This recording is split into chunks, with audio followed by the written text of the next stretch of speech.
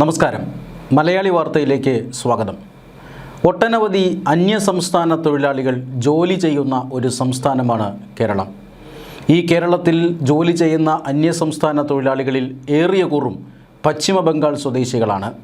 ഇപ്പോൾ ഈ പശ്ചിമ ബംഗാൾ സ്വദേശികളായ അന്യസംസ്ഥാന തൊഴിലാളികൾ കേരളത്തിൽ നിന്നും ബംഗാളിലേക്ക് കൂട്ടത്തോടെ മടങ്ങിപ്പോവുകയാണ്. അവിടെ നടക്കാനിരിക്കുന്ന നിയമസഭാ തെരഞ്ഞെടുപ്പാണ് അതിൻ്റെ കാരണം. ഈ മാസം 23-നും 29-നും 2 ഘട്ടങ്ങളായി ബംഗാളിൽ തെരഞ്ഞെടുപ്പ് നടക്കുകയാണ്. ഈ തെരഞ്ഞെടുപ്പിൽ വോട്ട് ചെയ്യാനായിട്ടാണ് കേരളത്തിൽ പണിയെടുക്കുന്ന തൊഴിലെടുക്കുന്ന ഈ ബംഗാളികൾ സ്വന്തം സംസ്ഥാനമായ പശ്ചിമ ബംഗാളിലേക്ക് മടങ്ങിപ്പോകുന്നത്. കേരളത്തിൽ നിന്നും നേരിട്ട് കൊൽക്കത്തയിലേക്ക് ഒരേ ഒരു ട്രെയിൻ മാത്രമേ ഉള്ളൂ. അത് കന്യാകുമാരിയിൽ നിന്നും ദിബ്രുഗഡ് വരെ പോകുന്ന വിവേക് എക്സ്പ്രസ് ആണ്. അതുകൂടാതെ ചില പ്രതിവാര ട്രെയിനുകളുമുണ്ട്. ഈ ട്രെയിനുകളിലെല്ലാം ടിക്കറ്റ് ബുക്കായി കഴിഞ്ഞു. വലിയ തിരക്ക് അനുഭവപ്പെടുന്നുണ്ട്.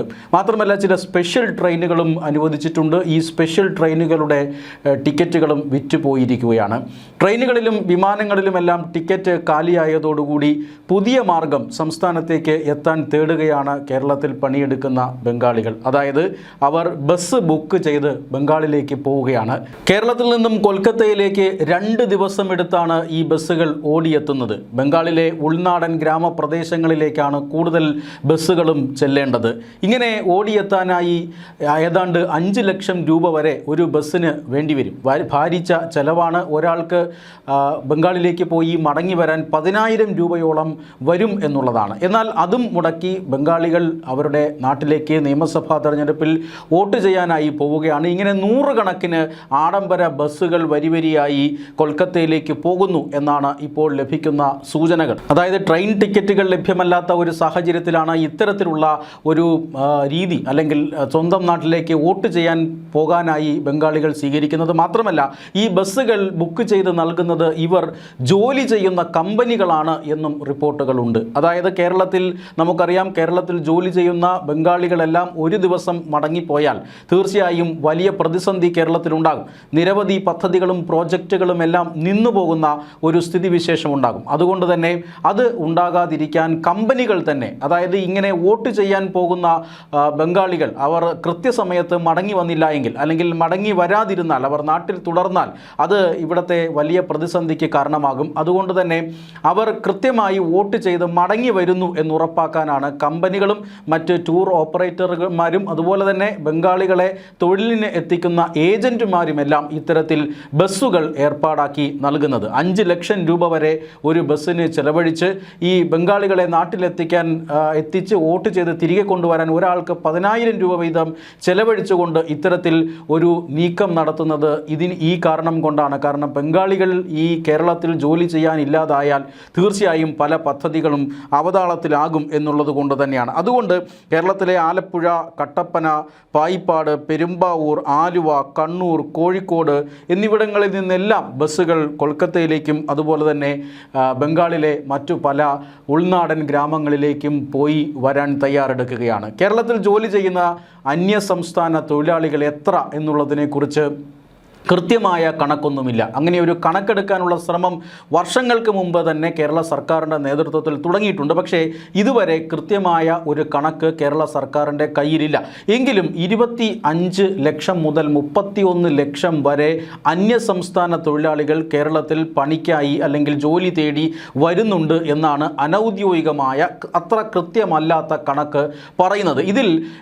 ഇതിലേറിയ കൂറും ബംഗാളിൽ നിന്നുള്ളവരാണ്. ഏതാണ്ട് 20-25% ബംഗാളികളാണ്. അതായത് 5 ലക്ഷം മുതൽ 7 ലക്ഷം വരെ അന്യസംസ്ഥാന തൊഴിലാളികൾ പശ്ചിമ ബംഗാളിൽ നിന്നുള്ളവരാണ്.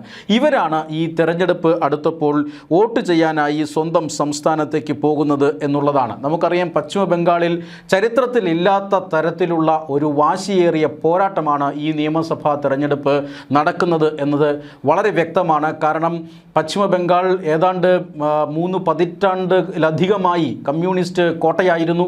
അവിടെ കമ്മ്യൂണിസ്റ്റ് സ്ഥാനാർത്ഥികളല്ലാതെ മറ്റാരും ജയിക്കില്ല എന്നൊരു അവസ്ഥയുണ്ടായിരുന്നു. കമ്മ്യൂണിസ്റ്റ് ഭരണം 10-30 വർഷത്തിലധികം ഉണ്ടായിരുന്ന ഒരു സംസ്ഥാനമാണ്. ഈ കമ്മ്യൂണിസ്റ്റ് ഭരണത്തിന് അന്ത്യം കുറിച്ചുകൊണ്ട് 2011 മമതാ ബാനർജി, തൃണമൂൽ കോൺഗ്രസിൻ്റെ നേതാവായ മമതാ ബാനർജി 2011 പശ്ചിമ ബംഗാളിൻ്റെ മുഖ്യമന്ത്രിയായി മാറുന്നത്.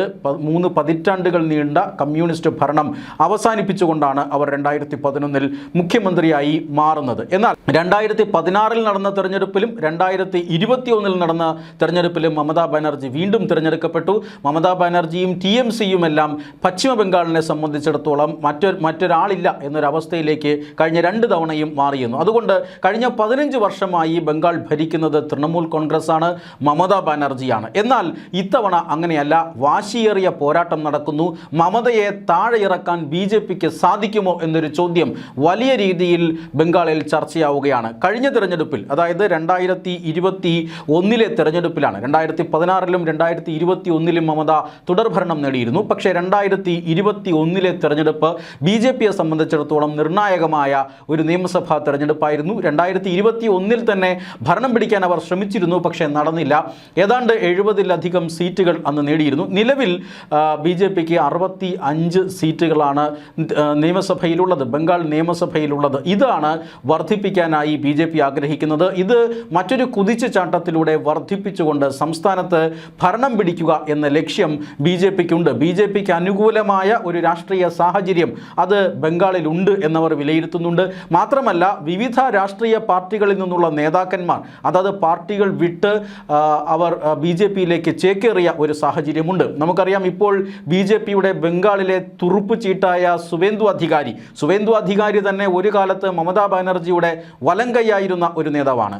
ആ സുവേന്ദു അധികാരി തൃണമൂൽ കോൺഗ്രസ് വിട്ട് BJPയിൽ ചേരുകയും മമതയുടെ ഏറ്റവും വലിയ ശത്രുവായി മാറുകയും ചെയ്തത് നമ്മൾ കണ്ടതാണ്. കഴിഞ്ഞ തെരഞ്ഞെടുപ്പിൽ മമതാ ബാനർജിയുടെ പാർട്ടിക്ക് ഭരണം കിട്ടിയെങ്കിലും മമതാ ബാനർജിയെ നന്ദിഗ്രാമിൽ സുവേന്ദു അധികാരി തോൽപ്പിക്കുന്നത് നമ്മൾ കണ്ടതാണ്. പിന്നീട് ഉപതെരഞ്ഞെടുപ്പിലൂടെയാണ് അവർ മുഖ്യമന്ത്രി പദം നിലനിർത്തിയത് എന്ന് നമ്മൾ കണ്ടു. അത്രമാത്രം BJP മമതാ ബാനർജിക്ക് അവിടെ ഭീഷണി ഉയർത്തുന്നുണ്ട്. ഇത്തവണയും മമതാ ബാനർജിക്കെതിരെ സുവേന്ദു അധികാരി മത്സരിക്കുന്നുണ്ട്. അതുകൊണ്ട് തന്നെ വലിയ പോരാട്ടം, കനത്ത പോരാട്ടം അത് തെരഞ്ഞെടുപ്പ് പ്രചരണത്തിൽ തന്നെ പ്രകടമാണ്. 2 പാർട്ടികളും പവർ പ്രചരണമാണ് ബംഗാളിൽ നടത്തുന്നത്. കഴിഞ്ഞ തവണ സുവേന്ദു അധികാരിയുടെ റാലിക്കിടെയുണ്ടായ സംഘർഷം, കഴിഞ്ഞ ദിവസം ഉണ്ടായ സംഘർഷം വിവിധ മാധ്യമങ്ങൾ റിപ്പോർട്ട് ചെയ്തതാണ്. സുവേന്ദു അധികാരിയുടെ റാലിക്കിടയിലേക്ക് തൃണമൂൽ കോൺഗ്രസ് പ്രവർത്തകർ എത്തുകയും അവർ സുവേന്ദു അധികാരിയുമായി വാക്കുതർക്കത്തിൽ ഏർപ്പെടുന്നതും അവിടെ ചെറിയ സംഘർഷാവസ്ഥ രൂപപ്പെടുന്നതുമെല്ലാം നമ്മൾ കണ്ടതാണ്. ഇതെല്ലാം സൂചിപ്പിക്കുന്നത് കനത്ത പോരാട്ടം, ഇഞ്ചോടിഞ്ച് പോരാട്ടം ബംഗാളിൽ നടക്കുന്നു എന്ന് തന്നെയാണ്. അങ്ങനെ കനത്ത പോരാട്ടം നടക്കുന്ന ബംഗാളിലേക്കാണ് ഇപ്പോൾ ഈ കേരളത്തിലുള്ള തൊഴിലാളികൾ വോട്ട് ചെയ്യാനായി എത്തുന്നത്. അതായത് 294 അംഗ നിയമസഭയാണ്. 221 അംഗങ്ങൾ നിലവിൽ തൃണമൂൽ കോൺഗ്രസിനുണ്ട്, മമതാ ബാനർജിയുടെ പാർട്ടിക്കുണ്ട്. 223 പേരുടെ പിന്തുണയുണ്ട്. 2 ഘടകകക്ഷികൾ ഉൾപ്പെടെ 223 പേരുടെ പിന്തുണയാണ്. മൃഗീയ ഭൂരിപക്ഷമാണ് കഴിഞ്ഞ നിയമസഭാ തെരഞ്ഞെടുപ്പിൽ മമതാ ബാനർജിക്ക് ലഭിച്ചത്. ഭരണം നേടും എന്ന് വിചാരിച്ചിരുന്ന BJP 65 സീറ്റിലേക്ക് ഒതുങ്ങുന്നത് നമ്മൾ കണ്ടതാണ്. 148 സീറ്റുകളാണ് കേവല ഭൂരിപക്ഷത്തിന് ആവശ്യം. ഈ 65 സീറ്റുകളാണ് 148ലേക്ക് BJPക്ക് ഉയർത്തേണ്ടത്. ഇത് കഴിഞ്ഞ തവണ വലിയ മത്സരം നടന്നുവെങ്കിലും പല മണ്ഡലങ്ങളും BJPക്ക് നഷ്ടപ്പെട്ടത് ചെറിയ മാർജിനിലാണ്.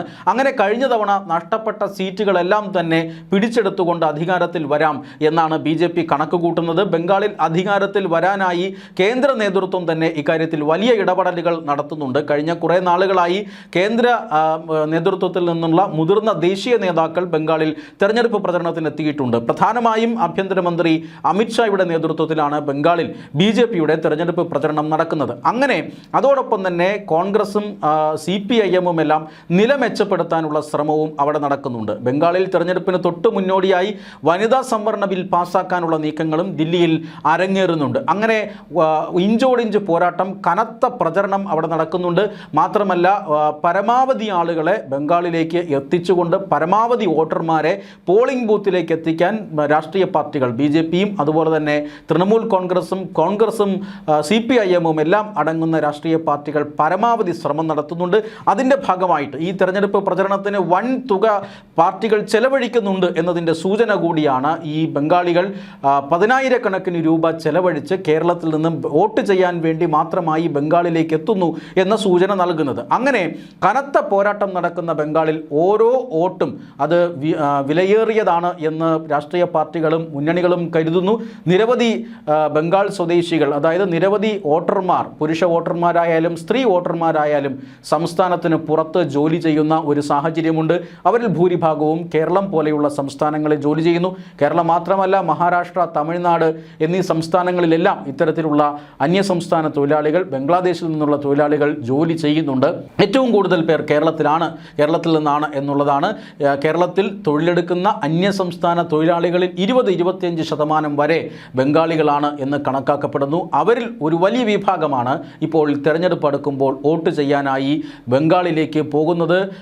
ട്രെയിനും അതുപോലെ തന്നെ വിമാനവും ഒന്നും കിട്ടാനില്ലാത്തപ്പോൾ ആഡംബര ബസ്സുകളിലും യാത്ര ചെയ്ത് മടങ്ങി വരാൻ അവർ തീരുമാനിക്കുകയാണ്.